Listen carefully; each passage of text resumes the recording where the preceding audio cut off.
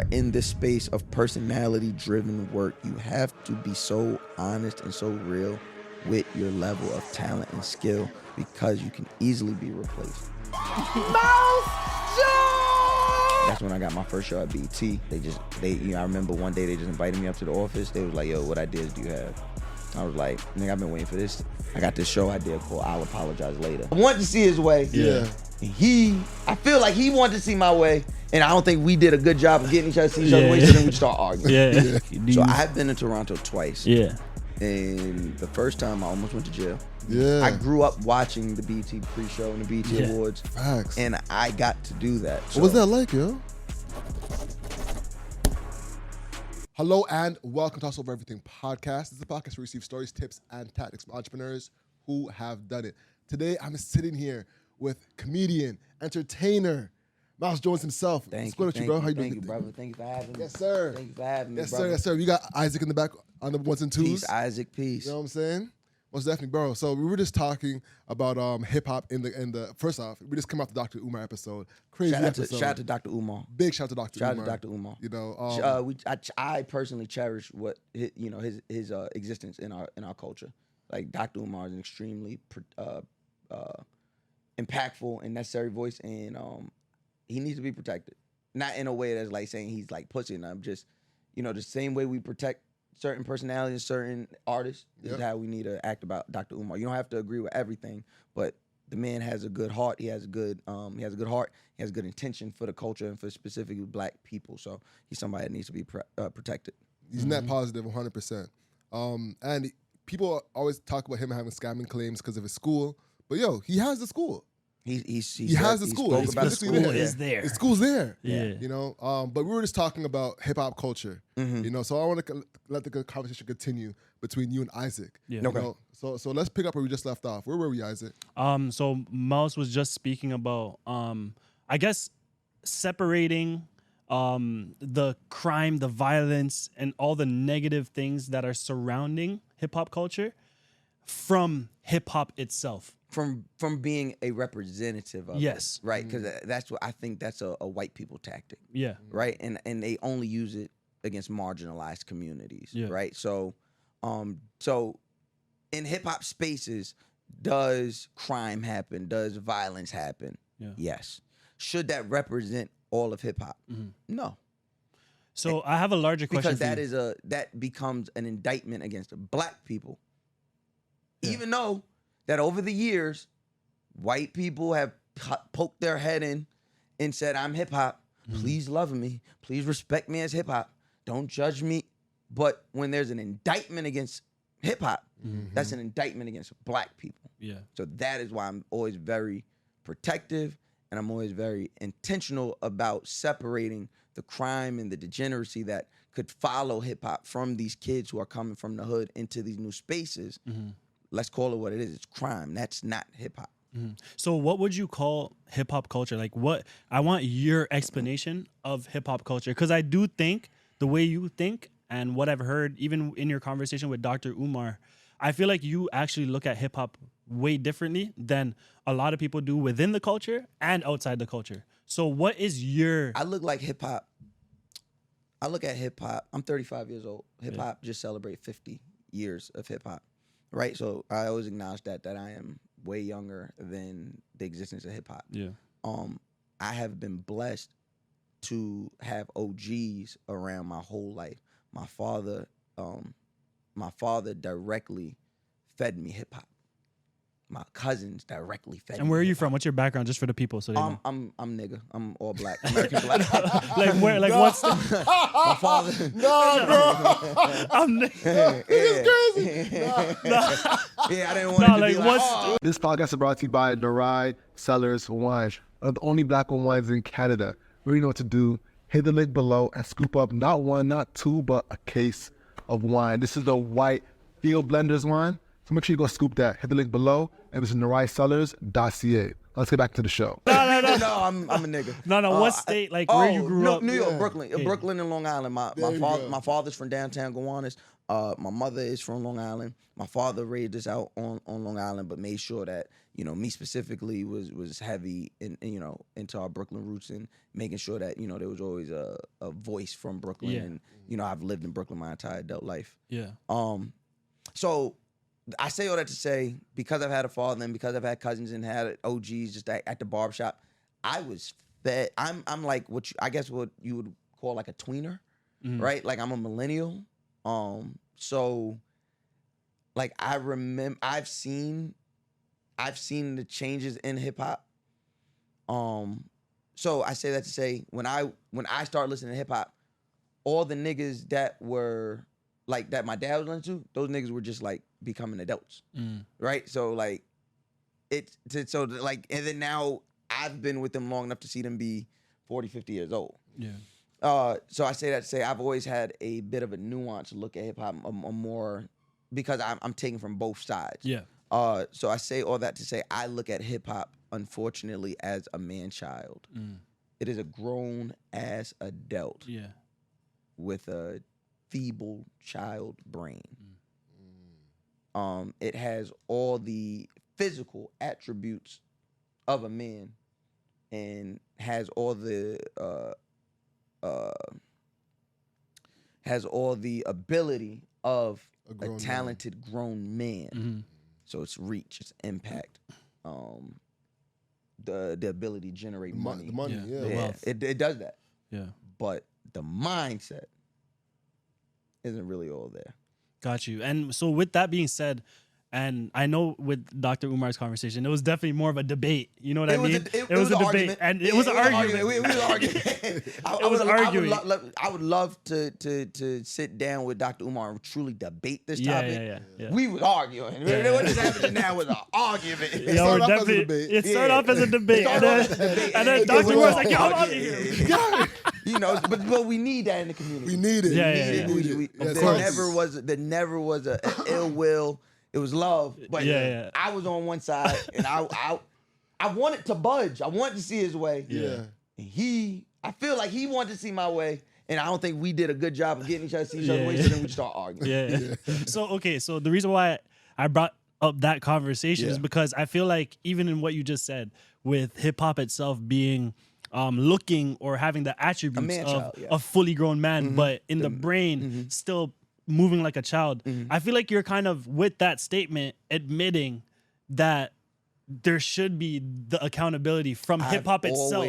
I've always agreed and I've led that hip hop should have accountability, specifically for the treatment of women. Yeah, the treatment and desecration and disrespect that hip hop has, that the women who have partaken in hip hop and subscribed to hip hop has endured and continue to endure. Specifically black women, only black women. That's the only women I care about. That's sick and it's depraved, and it needs to be addressed and accounted. I've said multiple times, hip hop needs a Me Too movement, but it won't get one because the world seen those white women as something that needed to be protected in 2017. And when black women started to say something, they said, "Shut up." Right? Hip hop is this dirty thing in the industry. It is this dirty thing that you make money from and then you don't pay no mind, specifically from the white people. You make your money from, but you don't pay no mind. So when the people in there are being disrespected, you take no accountability, you don't protect them. And then you also say, hey, that's hip hop for you. You wanted that. Which is why I always say, separate the crime and the degeneracy from the art form. So how? Like, how do you, and how would you suggest for people to do it? Grown men have to step up. Yeah. Women can't do it. The victims will never be their own champions. The men need to step up. Same way that we would argue, how do we fight white privilege?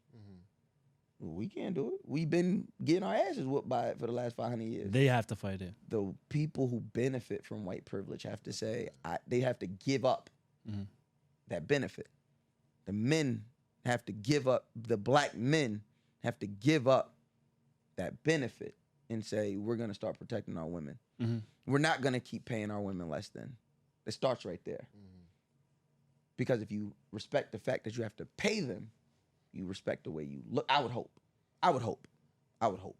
Because there's also like this sector of men that just no matter what, They don't wanna pay. They don't respect women no matter what you pay them. Facts. Yeah. So the men have to begin to say, I'm going to give up my benefit of this, and I'm going to start protecting the black women that's in this space. Oh, you did what to her? Yeah, whoop his ass. Yeah. Oh, you did what to her? Ostracize him. Fired. Point blank. So with that Start being kicking said, these niggas' ass yeah. and start ostracizing these niggas. How do you separate? So, like we started off, like you said that you separated the crime and all those negative things out of hip hop. But how do you do that? I don't say no. I don't, because that could be misconstrued. Okay. I don't separate it from hip hop. I say that doesn't represent hip hop. Okay. There's a difference because it happens, but crime happens in all forms of music. But can you agree that it does in fact represent hip hop? No. It represents crime. I would say it represents poverty.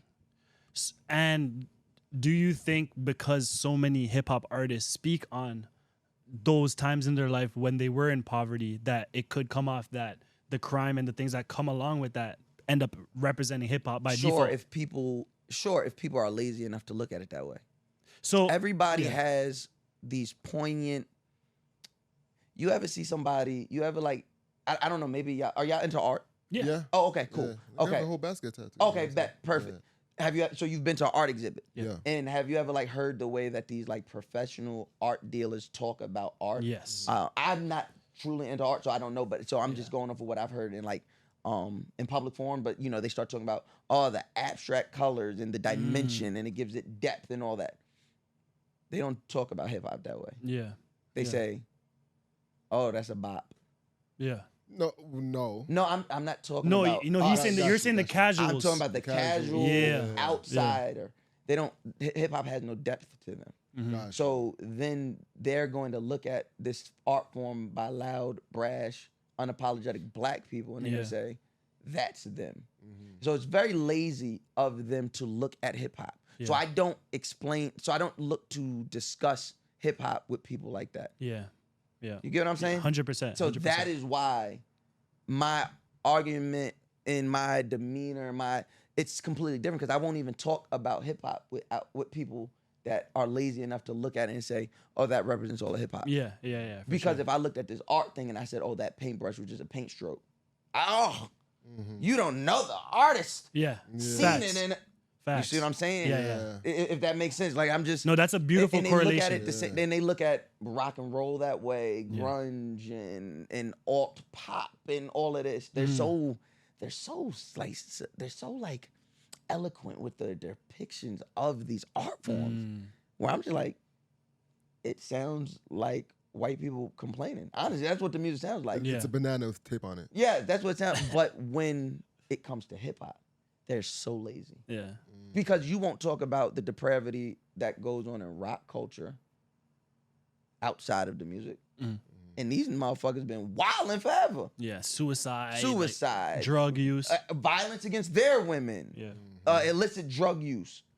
How has that influenced white culture? But they won't ever say that.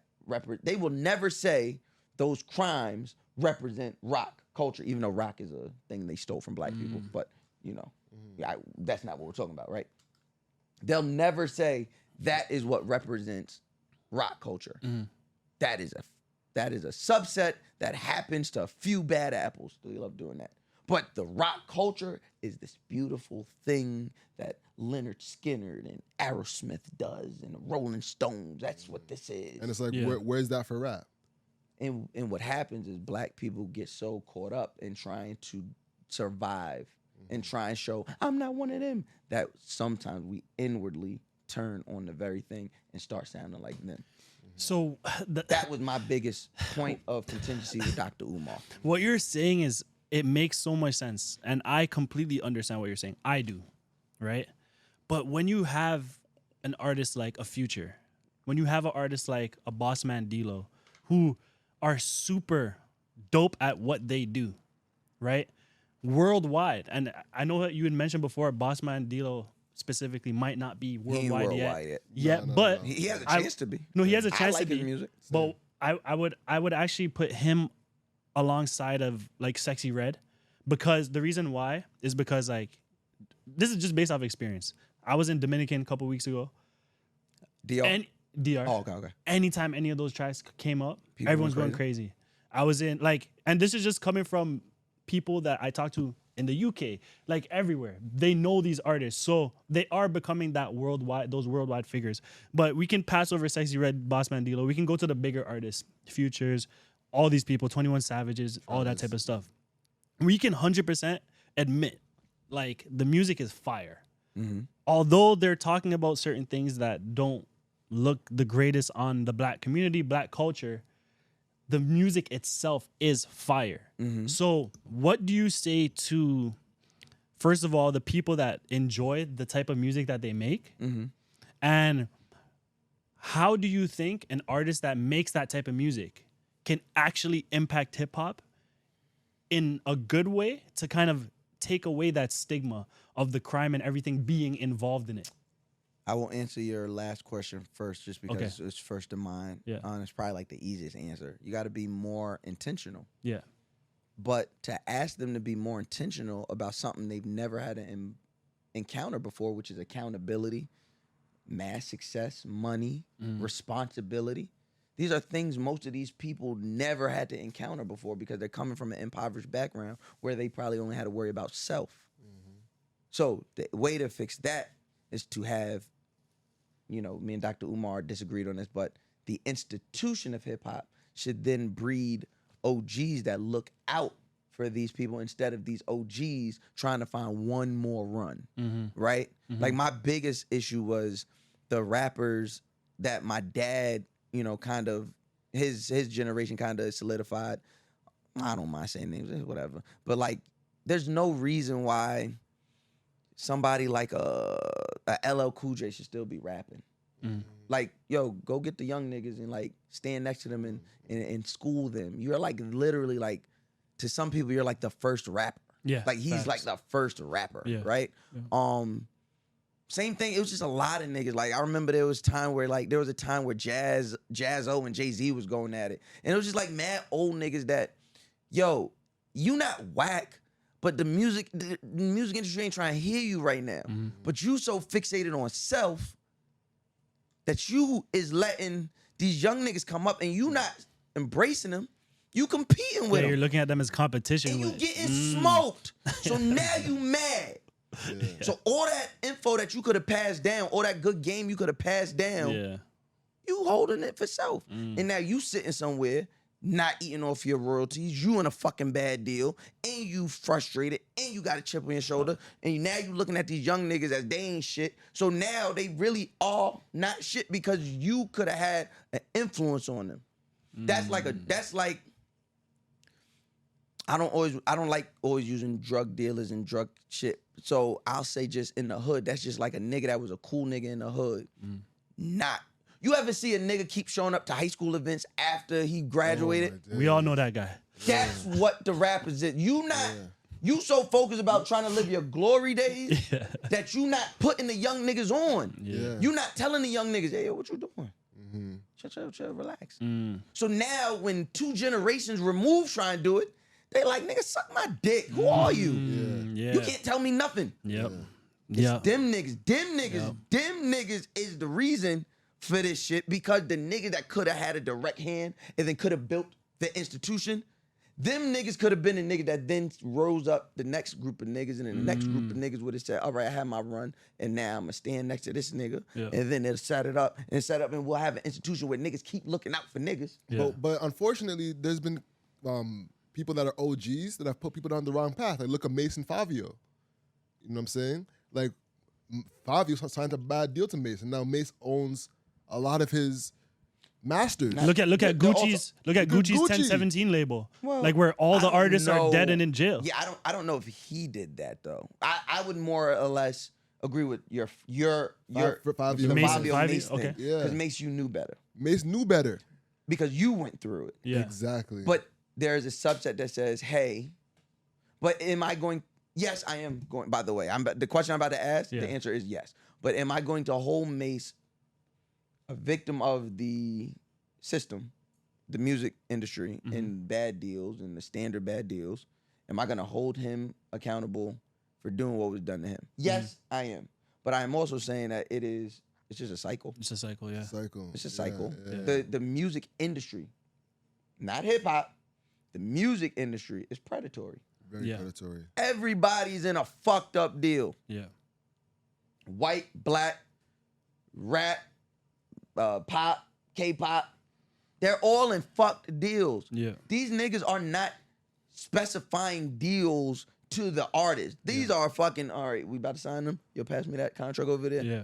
Yeah, sign that. They're not saying, oh, so they only change it when you haven't, you got representation and say, let's redline this, redline that, redline this, let's fix that.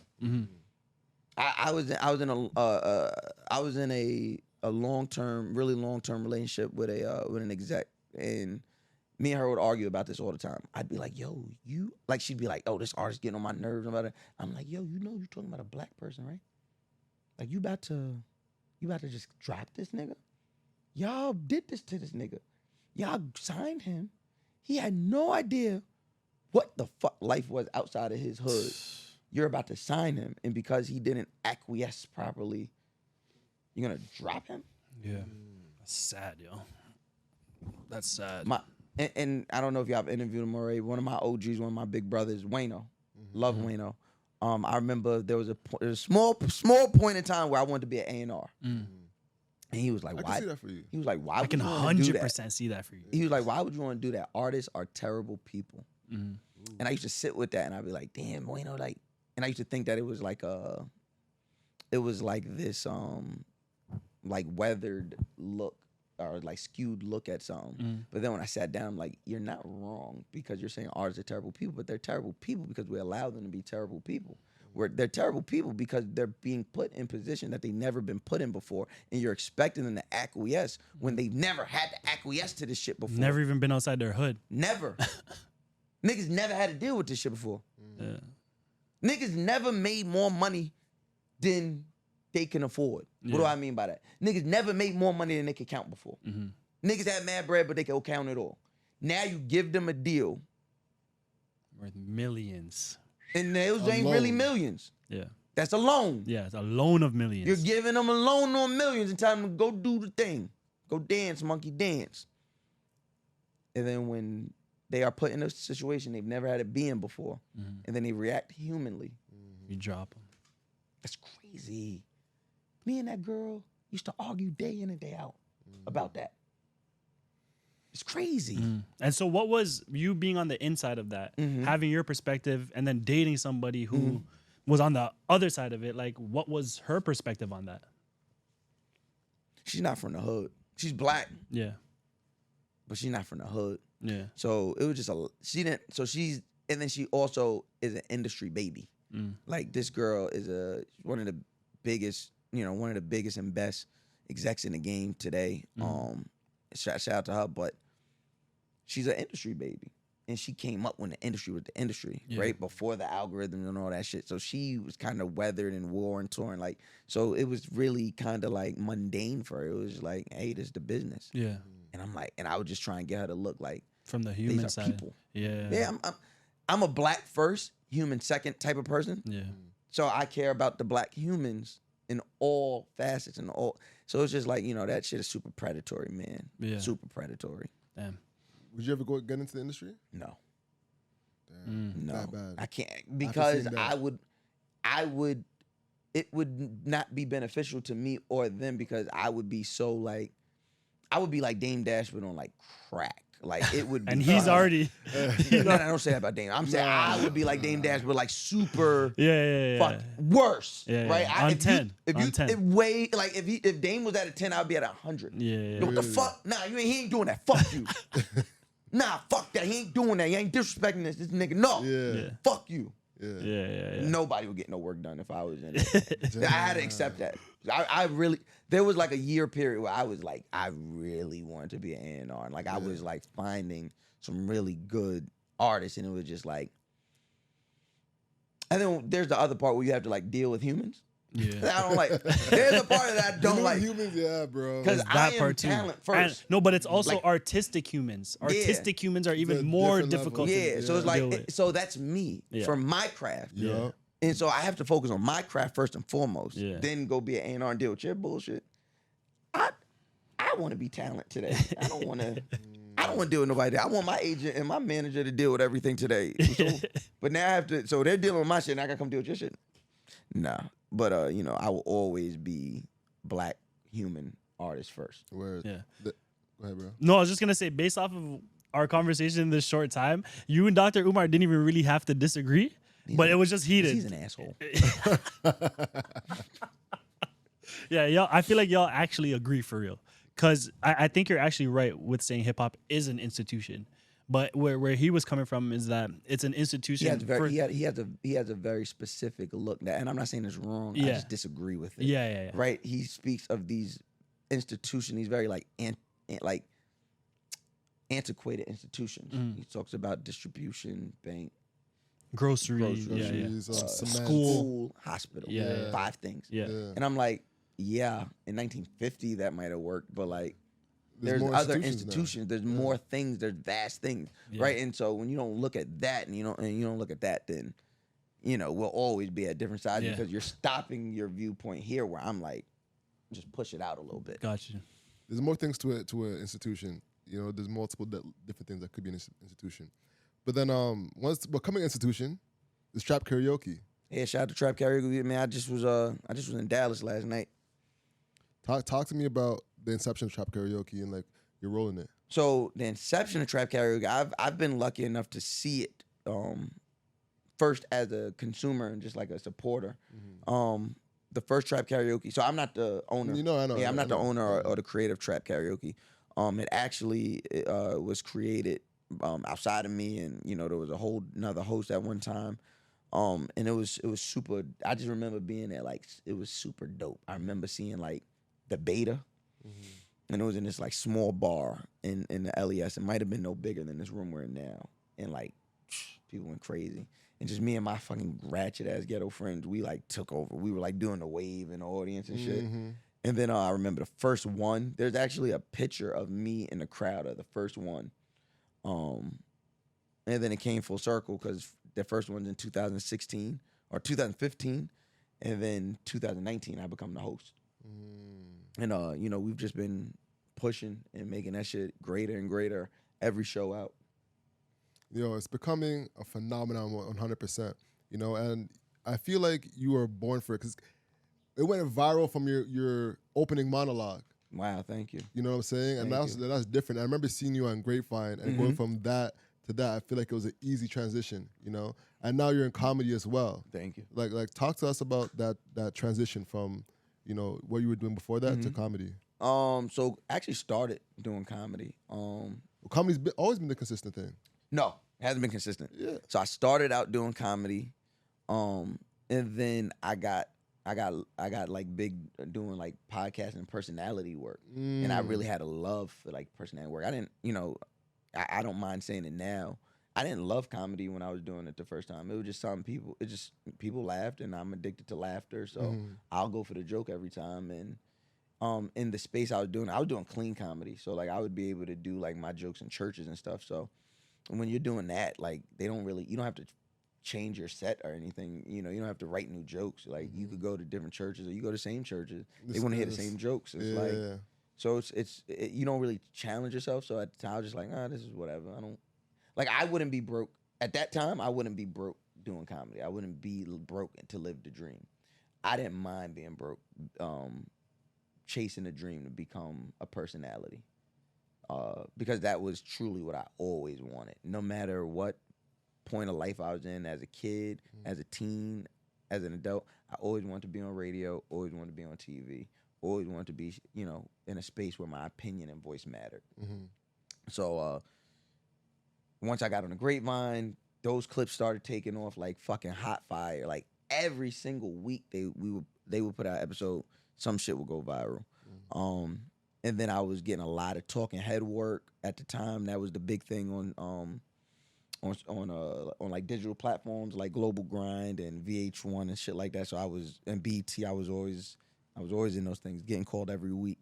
My podcast was moving. The He-Man Women Hates Club that was moving at the time. We eventually ended up signing with Loudspeakers, and it became the Clubhouse. I was friends and constant members of all the Loudspeaker podcasts, Brilliant Idiots, Read, Friend Zone, everything. I was in that zeitgeist already. So it just led to more and more things. Then in 2018, I get the opportunity to become a writer for the reboot of TRL. Okay. And then at that point, I had never been in that scenario. Like the minute I started doing personality work, I was like right before that, I was outside. I was robbing niggas. Like that's what I was doing. There was no job. So to go from that to figuring out like, oh, I can make money off doing like this hosting shit and like making money off my personality, hosting parties, hosting events, and then tweeting. And then that takes me into a writing room of a fucking multi-million-dollar production, daily TV every day. So then that just changed the way I attack, like being in that room and seeing the way TV is and seeing like some of my ideas being like the most viral clips from the reboot. It was like, oh shit, like I know what I'm doing. Naturally, I just know what I'm doing. And I just put that into me. Pause, and then after the reboot ended, that was like a 6-7 month thing. After that ended, literally, that's when I got my first show at BT. I remember one day they just invited me up to the office. They was like, "Yo, what ideas do you have?" I was like, "Nigga, I've been waiting for this for my Did they life." say what ideas So I just you have? literally That's opened fire. up my. I literally opened up my I opened up my laptop and was like, I got this show idea called I'll Apologize Later, which was like, it was like, I guess the first of the not virtual, but like visual podcast. It was like specifically supposed to be a visual podcast. And that was the first idea I pitched them. They loved it, picked it up. We did 3 seasons, did a whole bunch of cool stuff. That's how I ended up hosting the BT Experience concerts for 2 years. And just like, Hold on. You're going through a lot. So I want to get into like the business of that. Yeah. Walk me through the business of that. When you have your own show on BT, how does the business model work for that? It's pretty standard. You pretty much come up with the creative and they pretty much run the business side, which it doesn't really, I can say it. It didn't really benefit me well because it was digital. So it's not like it was linear. So it's not like it was on TV, which would have been operated completely different.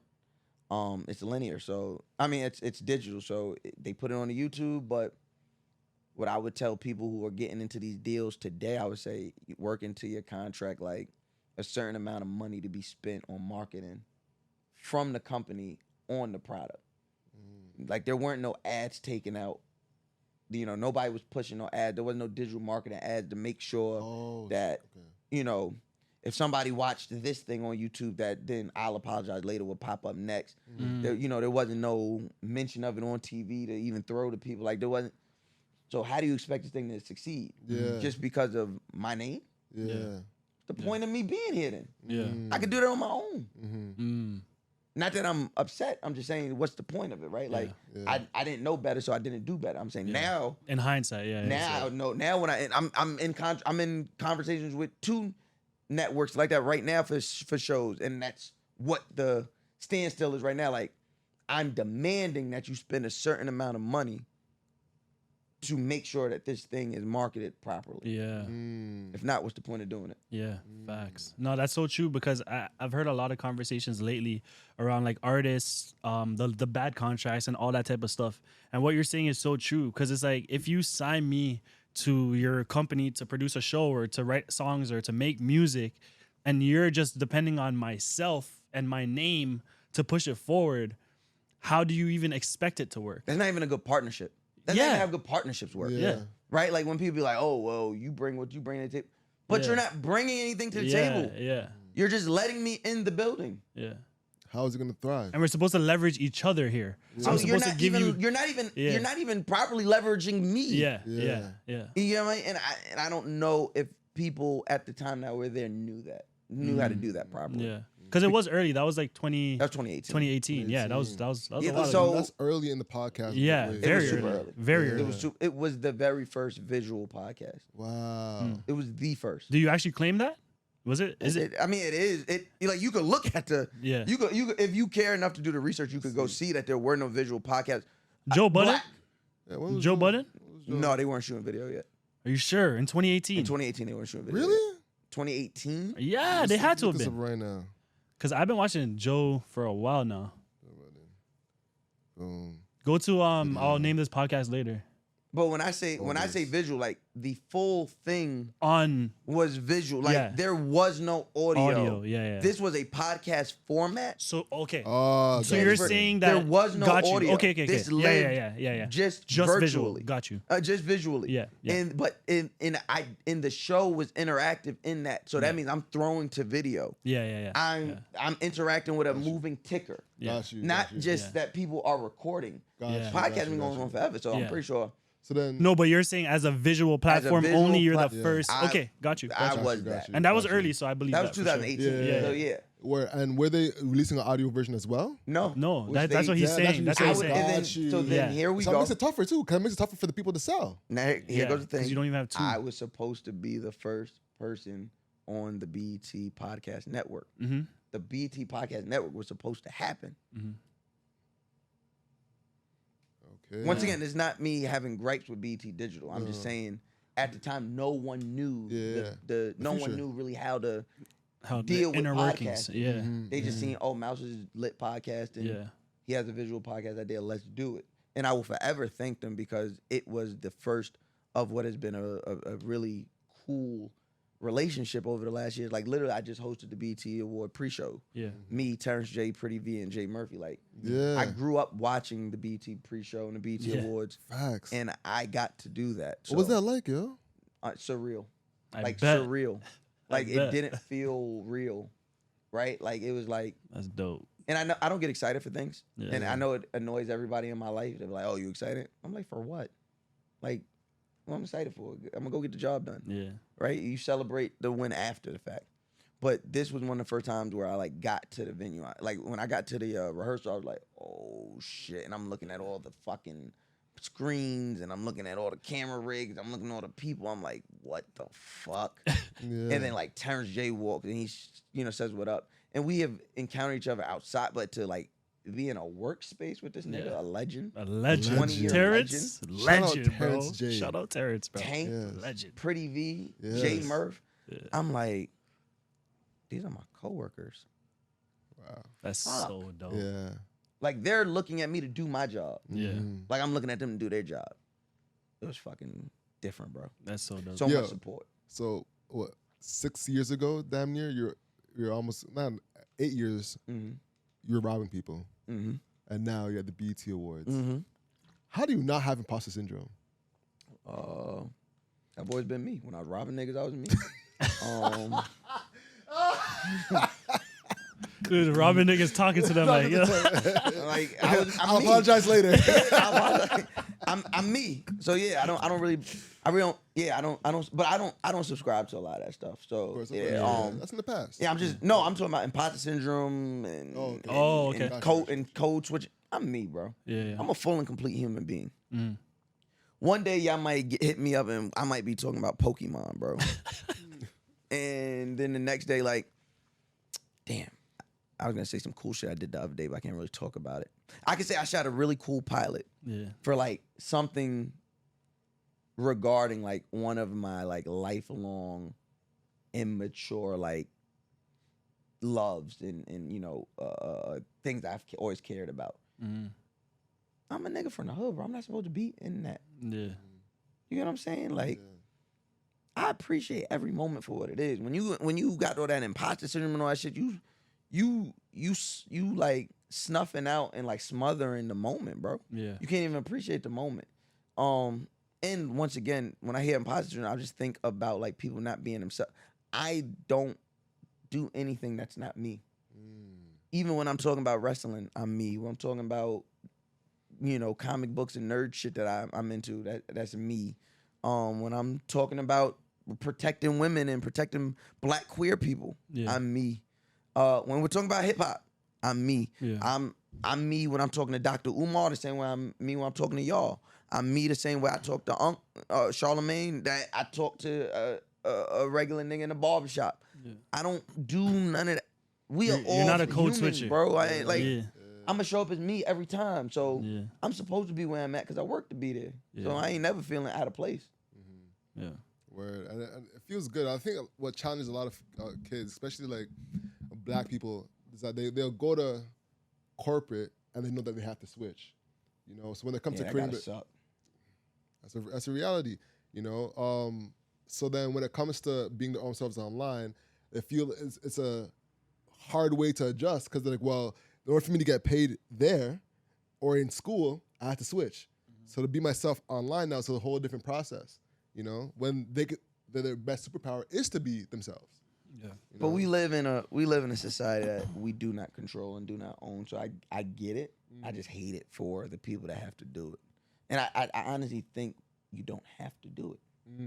Especially today. Yeah. There's so many jobs. Yeah. Word. There's so many fucking jobs. What's the highest paying gig you've got? Oh, come on, man. We pocket watching. We pocket watching out here. Robbing niggas. Robbing niggas. Single gig. Robbing niggas. I mean, that's gonna be the answer, bro. All right, 6 figures. Robbing niggas. All right. All right, no pocket watching today. No pocket watch. No pocket watch. It's a business podcast. You gotta ask. I respect it. You know what I'm saying? Most definitely, bro. All right, so. But what I will say, because now that I'm hearing the question you're asking, I do feel that this answer will help a lot of, up and comers that's betting on themselves. You get what you negotiate. And that's not always just a dollar amount. Yeah. Sometimes these brands only do have the amount of money that they say they have. Yeah. You're gonna shoot yourself in the nigga. 7,000 is better than 0. Facts. Was you gonna make Facts. 7,000 on that day anyway? Was you gonna make 10,000 that day that you're turning down anyway? I tell people that all the time. So I'm a videographer. I run my own production company, and in my new journey has been finding people to work with, staff, for lack of a better term. And I've had videographers who are nowhere similar as qualified as me, doesn't have the same type of equipment as me, or has invested as much time and money into their companies, tell me like, oh, bro, like, yo, I'm not doing no jobs for $3 or $200. I'm like, bro, you weren't even booked that day. you accepted the shoot because you weren't doing anything, and you're gonna deny that money because it doesn't seem to fit your standard. But I feel like sometimes we're in a really weird time where people are listening to people are misinterpreting the words and advice of rich people. Yes. So like that is like a big thing I've heard about Dame, right? When they talk about Dame Dash, they're like, oh, he did it. Dame is not wrong in what he's saying. He's actually right. He's just not talking to you, nigga, that works at FedEx. He's talking to another business owner. So the thing is, sometimes these niggas are taking business owner advice and you ain't got no business to own. Facts. Now, this is not me telling creatives to look at yourself less. You have to be honest with where you are in your craft. That was a big question that was always asked to me early on, like, yo, Mouse. Because niggas, like, I've always been blessed that if I say I want to do something, I get the opportunity to do it. And I get it in bulk. So, like, when I first started hosting, I wasn't making a lot of money. But I was hosting everything. I was hosting. This was back when New York was kind of like where it is right now. But, like, back in 2016, New York City was different. It was just different. There was so many creative outlets and so many different things. Like, I'm talking about, there was one week I hosted like 14 events. One week. Monday through Sunday, I hosted like 14 events. There was like, so that means I was hosting like at least 2 a day. 2 a day. There was one of those days I hosted 3 events. And so I wasn't getting paid top dollar on all of these, and there were some of them I wasn't getting paid at all. Mhm. But I would use that to leverage payment on other ones, right? Then you have to be honest with your craft. When people would ask me, I'd be like, "Yo, Mouse, what do you charge?" Well, I charge a little different. I've been doing this a little longer. I know the ins and outs. I know that when I host somebody's event, they're gonna want to have me back for two reasons. One, I'm great to work with. Two, I know what the fuck I'm doing. If you don't know what the fuck you're doing and you hit this nigga over the head, that'll be the last $500 you ever make. Because they're gonna feel like they got. So when I've always been honest with my craft, and to the, sometimes that would lead to arguments with me and management and stuff before, because like, I'm not gonna hit this person over the head because I know this is an opportunity for me. Once I get fired, price goes up. You charge for the quality of the work. And because my quality of work is intangible, I have to really be honest. How do you quantify fire? Like, is it just like the So my energy? job is people based. Yeah. So I then set the people ablaze, and I look at the person and be like, "You want that back? Word. You want that energy again? When you Gotcha. throw your next event, you want that energy again?" Got you. And that's what what's up. happens. That's why, this is my second year hosting Broccoli City. This will be my third year hosting, at Afrotech. This is my Shout out Afro. Shout out Charles. shout out Charles, shout out Yeah. Morgan. Yeah, I shout literally out talked to Morgan Morgan the and other day. Shout out to Josh, shout out that whole team, that whole Blavity team. Morgan, we want you on the show. You have Charles on. Your turn coming soon. You gotta go to Nashville, boys. They in Nashville. I'm down. I'm down. I'll spend them points. Yeah, you gotta go. But yes, that is what it is, right? When you are in this space of personality-driven work, you have to be so honest and so real with your level of talent and skill, because you can easily be replaced. Easily. So if you ain't hot, let me not say hot, because hot and good is two different things. If you're not great at this craft, you're not good at this craft, don't start hitting people over the head. Do it for what they offering. Yeah. Get fire. Get nice. Yeah. Get undeniable. I'm undeniable at my craft. The art of being a personality, eliciting emotion and feeling from people, I am amazing at. Short of the greatest of the greats like Charlemagne and Petey Green and fucking Star and fucking Howard Stern and John Daly. I'm a step underneath them niggas right now. John Stewart, I said John Daly. John Stewart from The Daily Show. Yeah. I'm a step underneath them niggas right now. At this level, I am the best at it. You put me in a room, I'm gonna show you why you wanted me in that room. Got you. Turn the microphones on, turn the speakers on, let me go to work. I'm gonna charge you top dollar for that work. But I wasn't always that. There was times where, and y'all, if you paid attention, people seen the growth happen in real time on the Grapevine. On the Grapevine, that was my warrior school. Because we wasn't talking hip hop, boy. I had to know what the fuck I was talking about. All right, let's talk about that experience, man. What was that like for you, bro? First and foremost, shout out to Ashley Acuna. Shout out to Ashley Acuna. Shout out to Ashley Acuna. Y'all definitely need to have her on the show. For I don't know sure. where she's at in the world, but definitely I need to have Ashley Acuna on the show. But yeah, they gave a nigga from the hood an opportunity to talk about these fucking expansive, super intelligent, socioeconomic black issues. And I had none of the accreditations outside of just the life I've lived. I was always the least educated. And when I say educated, I mean in the term of like school. School. Yeah. I dropped out of high school. Dropped out of high school 6 months before high school was over. Like, Oh, you made it to the 12th year? yeah, I wasn't doing shit, but I was just like, yeah, fuck it. They told me I wasn't Okay. graduating. I was like, oh, you think I'm gonna keep going? Yeah, nah, I'm out.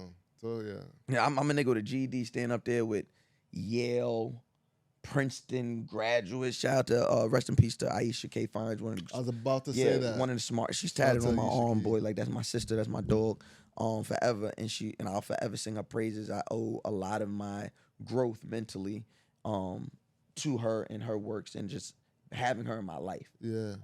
As well as Uchechi. I butcher her last name, so I'm not gonna do it. But Uchechi as well.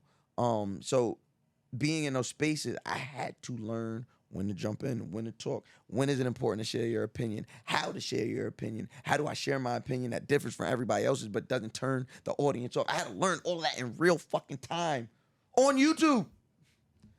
That is an unforgiving audience. On a real show. On a real show. Yeah. So, listen, I wasn't charging top dollar back in those days.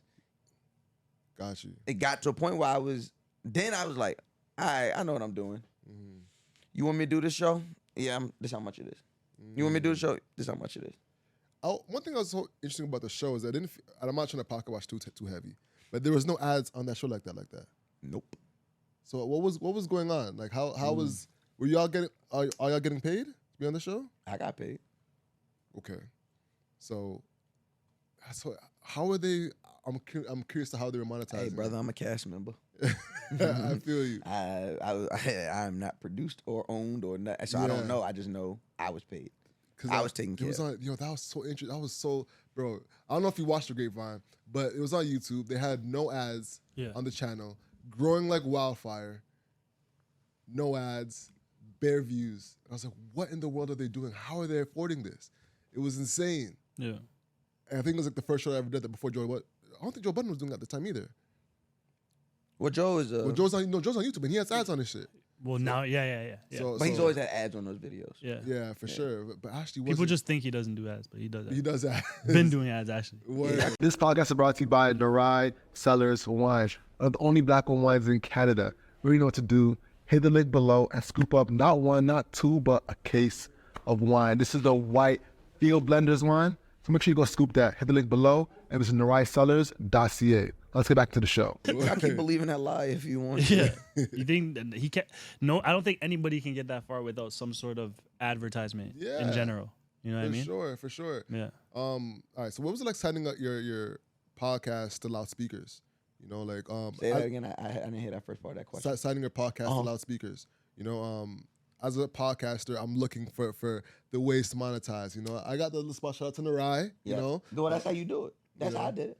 So the He-Man Woman Haters Club was just this idea I came up with when I was like, fuck it. I seen podcasts. The first podcast I ever heard was The Read, and then Brilliant Idiots, and then Combat Jack, rest in peace, OG Reg, the Podfather, the Godfather of all podcasts, and the father of this shit. I don't care what nobody say. Them niggas is lying to you. Niggas with bad teeth and fake hairlines, they are lying to you. They are not the Podfather. They are not the Godfather of podcasting. Combat Reggie Osei is the godfather of podcasting. He's the father of black hip hop podcasting for sure. For sure. I just want to say that. But at the time, I was like, oh, the barrier entry, you just got to record a podcast? I bet I'm doing it. I started doing it. And so the way I started doing it was before I knew about RSS feeds and all that shit, I would just go into my man's studio. Shout out my man Jordan. He was a rapper in high school. Like one of the first successful rappers I ever seen. He was a rapper in high school, so he had a studio in his bedroom. And so me and my two friends, I would get us all to go there. And this is how ghetto it was. Because the niggas was still like learning about podcasts. Niggas did not know. So what we did is we took 3 dynamic mics and taped the mics to a table. Wow. And that's like we didn't have the mic that you would rap into. Yeah. He put down, he would tape it to the table. And then that's how we record. Yeah. And then we record that, and then we would make. And then I had the idea to, I was like, just let's email it around to our friends. Started about like 10, 20. About 2 weeks, that email list is at like 40, 50. About another week and a half, 60, 70. Another week and a half, that's just at like 100. Mind you, we're sending the raw file. We're not sending a link. Not even edited. No, I'm sorry. It was edited. Okay. But only as edited. What? I take it back. It really wasn't edited. It was just cut together. It was cut together. It was like, start recording. Hey, cut out the part where we say start and like any extra conversation. And then close it when we close it. And then that was it. And then we would send that zip file or that wave or MP3 file around. So I would say in a month we were at like 250 people. And what year was this specifically? This was 2014 going into this was 2014. Got you. Wow.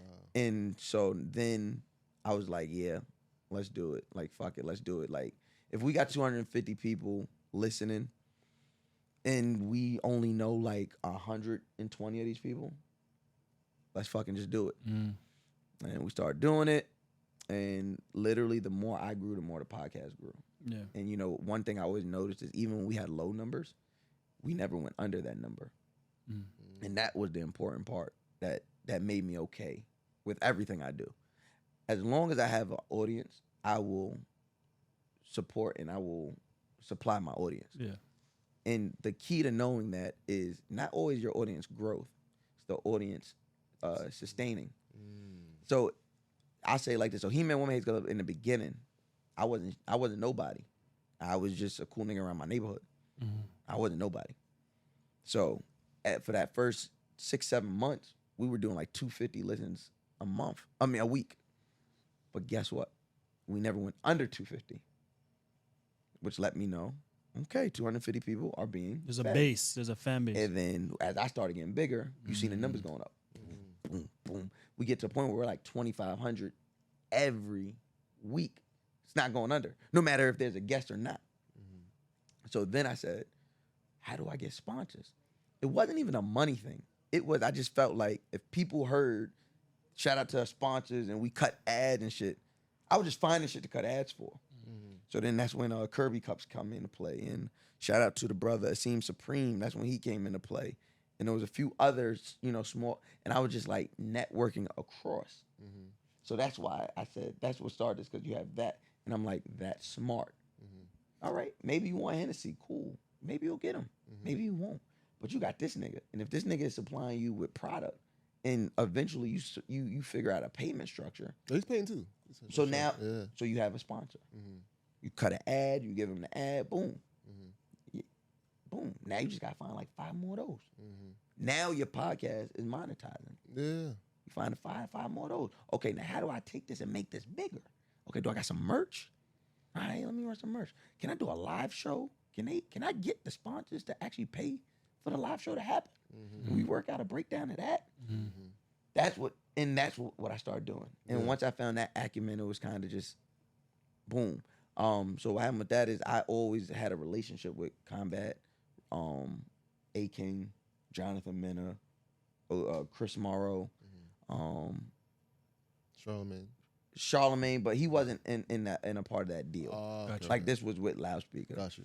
But yes, I was in relationship with all them, so it can't literally. It just I was getting hotter and hotter. I got the BT show, and I never like one thing about I never forgot about He-Man Women Hates Club. It was like if I'm gonna keep getting hot, I'm taking my shit with me. Yeah, I said. And then I got big. I had my shows at BT, and then I got the call like, yo, we want to bring you over to Loudspeakers. Super fire. And I was like, well, I'm guessing we can't call this. We can't call it the He-Man Woman Haters Club no more. Think I could see how that could be a problem for sponsors. For sure. And it was nothing to change the name to the Clubhouse. I had already in the show's zeitgeist, it was part of the vocabulary anyway. Like I would say, welcome to the Clubhouse. So it was easy to change it to that, and then that led into the Guys Next Door podcast with myself and Mac. Listen, the more subscribers we have, the better the guests get. So please hit subscribe. Let's get back into the show. A nigga, and by no means am I saying I'm the coolest man on earth. Drake's just not a nigga I would ever want to hang around. Like, is that based off of what you see in public, or based off of the things that perception you? he allows to be perceived? Okay, got you. The way he moved, then the music really doesn't get challenging or anything. It's pretty formulaic, which I don't hate the formula. Clearly, it works. But I'm just now more honest about the formula. I'm like, well, this is a formula and it works, and doesn't really make me say, he's so good. I think the last project I really enjoyed, and I think even I was like judged for this, was Certified Lover Boy. Certified Lover Boy is one fire. of my favorite Drake. I love projects that ever. album. Yeah, because it felt like I remember I likened it to like a rich actor doing like an indie film. It felt like he kind of just went at it a different way. Yeah, and like had these features, and these features were kind of used as pieces of art themselves. To me, like I might have overlooked it. It might like just been in my deep bag that day. But to me, I think that was the last thing that kind of was musically, sonically challenging and kind of like, okay, I like what's going on here. So you're a Drake R&B fan. You like his R&B, like you like his like Drake more music. melodic music. Oh, no. No, you're Not not. more than the rap. I like them equally. But do you like? Because I a would lot prefer the melodic. you prefer the melodic. Mm-hmm. So you know what? What I've realized in just this short conversation, like you are an actual Drake fan. No, I'm not a fan. No, I think you are. A fan is somebody who stands by that artist no matter what. I don't. Okay, stand by so Drake, no. so if you don't want to say you're a fanatic, I enjoy. you actually do appreciate his music. I said that in the beginning. No, but the thing is that when you speak, the way you do about him, and even just your kind of demeanor when it comes to him, you can tell that you're definitely like not on his wave right now, for sure. Because I'm asked specific questions. Yeah. As if you ask me yeah. a specific question, I have to answer the question honestly. Yeah. If you were to ask me an open-ended question, if you would say, "Hey, how do you feel about Drake's music?" Yeah. I enjoy Drake's music. I listen to it. I love You My Everything. I love it. I listen to it because of Sexy Red and Drake. I love Drake verse. What else do I like? I be listening. At first I hated it, but then it grew on me. His verse on Four Bats joint. Yeah. Like it grew on me. Like I like if there's Drake music, if it's not any of that weird, honestly, never mind shit. And if it's not any of the weird like machismo rap shit that I just don't believe, Yeah. I like it. Got you. Okay. But if you ask me a specific question, and you put me like if you give me context to a question, I have to answer the question within the context you give me. Got you. All right. I'm good. Word, man. Fuck hip hop and any no. That has to be the starting of the pod. Yo. Fuck hip hop. Yo, he was in real Hey, yo, form. thank you for turning him up like that. Because I feel like you used your producer brain and you 100% brought that out of it. Like, went harder. appreciate you for that. Sure, you went a little harder. You're like, Because what I I'm was gonna push saying, the button. I was like, let's see how far we can get him. what I was saying with Alex, I don't think that our energy and the way we were speaking to him would have brought that out.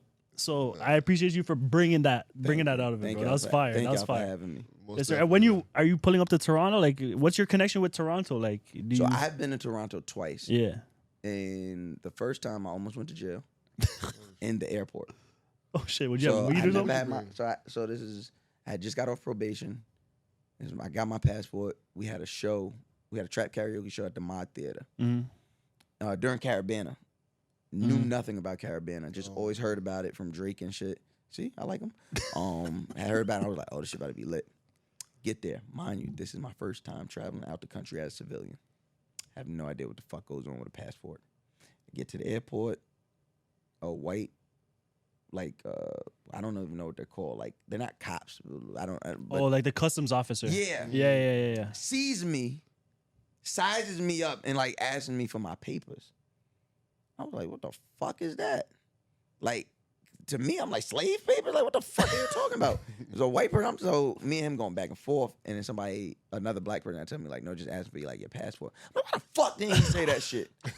I was about to get locked up. But then it was all good. Got out of there, checked into the hotel, and then went to, it was Carabana. Me and the DJ at the time, Abe Hyde, we walked the strip. What is it called? Yeah, you're probably on Lakeshore, Probably on the where Lakeshore, the parade is happening. Yeah, Lakeshore. Yeah. Like you couldn't even. Your phone had no service. For like, sure. Just mod ting, bro. Mod.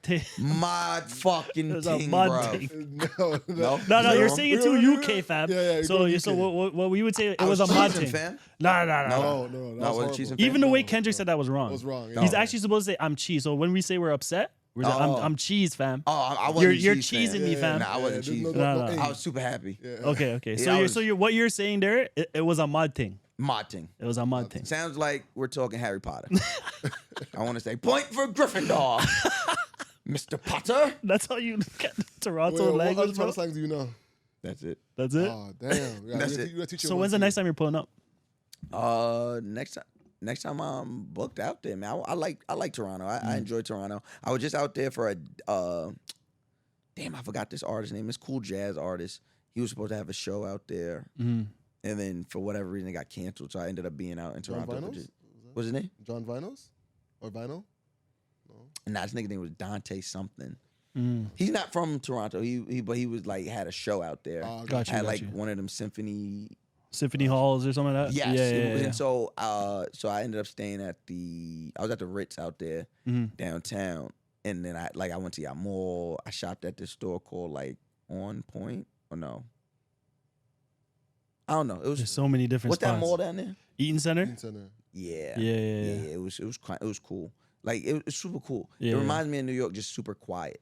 It's Like definitely nobody like New York. honks horns. Like No, there be traffic jams and nobody honks a horn. It's a nice New York. It's a nice New York. It's a New York with respectful people because No. people out here are not respectful. No, it's just Toronto. Don't want to give y'all New York anything. Yo, It's they just- not like us, bro. Yo, Toronto people, they not like us for real. ever. We are not like them niggas. Yo, y'all niggas really sold that to Dr. Umar. It made me so mad. I'm like, That's it is not no fucking. there is. It's, No, it I'm not is. saying I'm saying just don't listen to those people. Those are weird people. No, but yo, it's hard not to because the thing is that for many people, they're not actually getting the other perspective. So people on the Kendrick side are not getting the side of not necessarily Drake fans because Drake fans are too worldwide. I mean, Toronto Drake fans.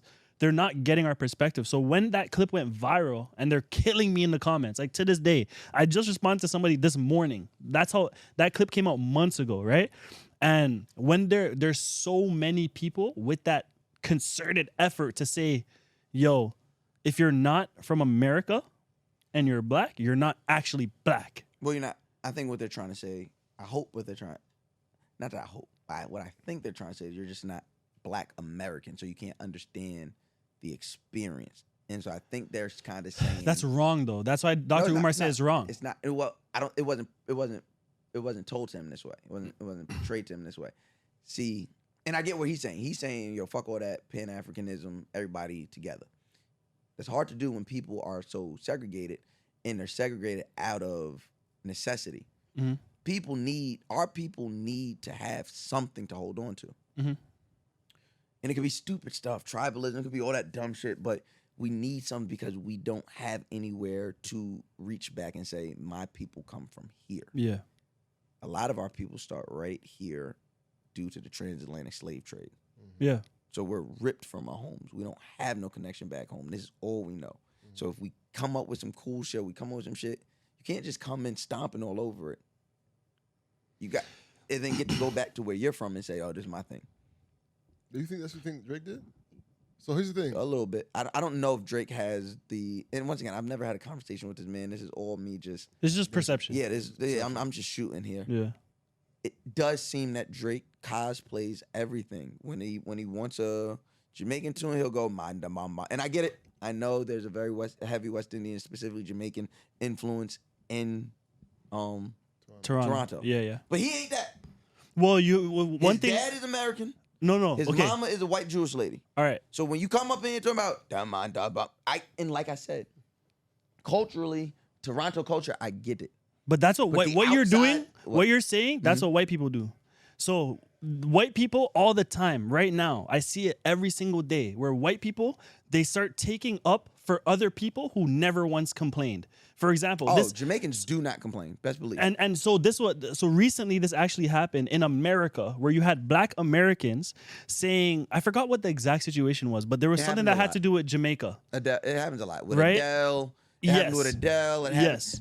happened with Chet. Adele. It happened with Adele, where it she was happened wearing the with thing, Chet. and then you Yeah. have black people from America talking about, oh, why is she wearing black? And all the Jamaicans are, oh, Chet Hanks. But they don't know. No all better. the Jamaicans Sometimes are people like, don't know- yo, Sometimes people don't know. no we better. love this. But And, Jamaicans also sold their company. I mean, their country is also ran by Chinese people. Like, it's, well, yeah, because they needed the help, so they you gave get a what lot I'm of the saying? country And now to you're China. indebted. So it's like, Yeah. let us stand up for you. Shut No, up. no. But that's the thing. That's the thing.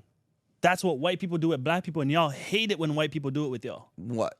I wish white people stood up for black people. No, but white people all the time, like you'll have work situations where white people will start being like, oh no, this was offensive and blah, blah, blah. And the I other don't see people that. didn't well, I see it all the I time. don't see that enough. Where people will call out offense. It's like you're playing ball and someone else calls a foul for you. Like, don't call a foul for me. I actually was about to finish at the hoop. You called the foul, now the game stopped.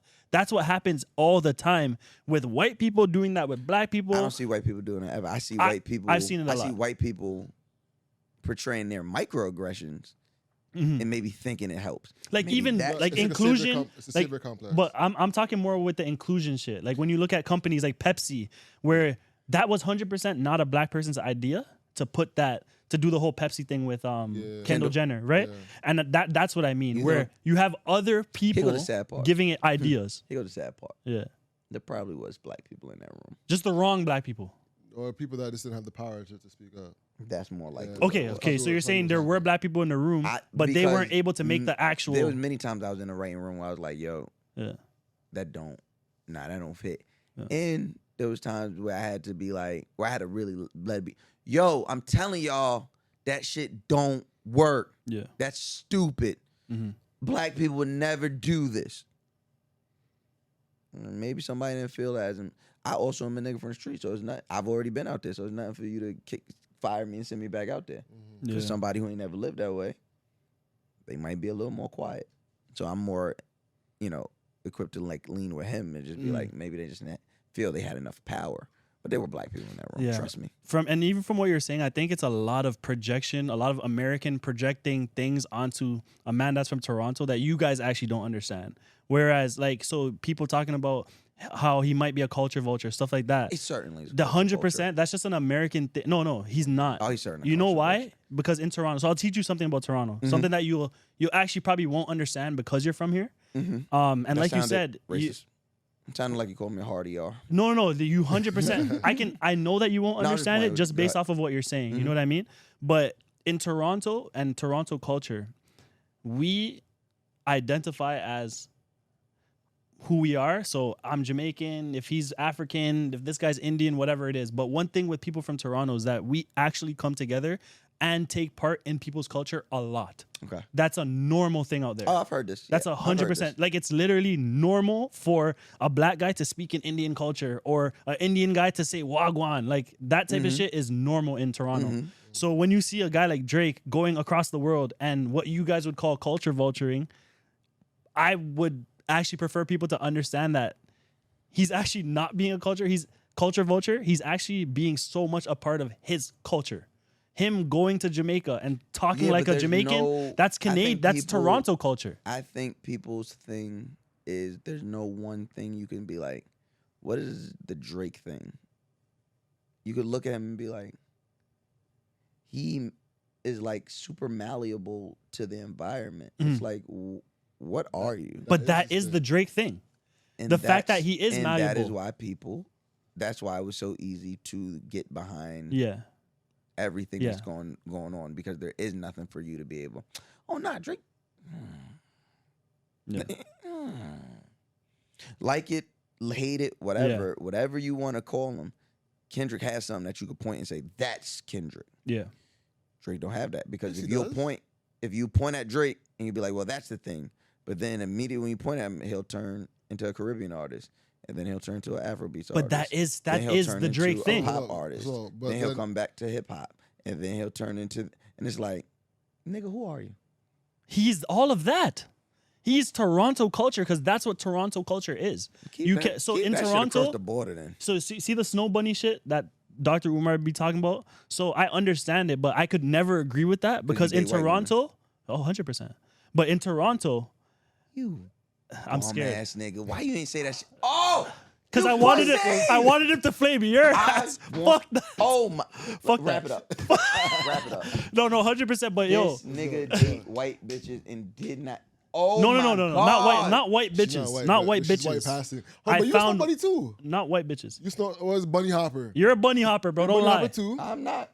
You are, bro. This is documented. It's documented. It's documented. One person lied to me and said she was Puerto Rican. Puerto Rican is Bunny It's a Hopper. Latina bunny. That's a Latina bunny. No, that's out of Rabito.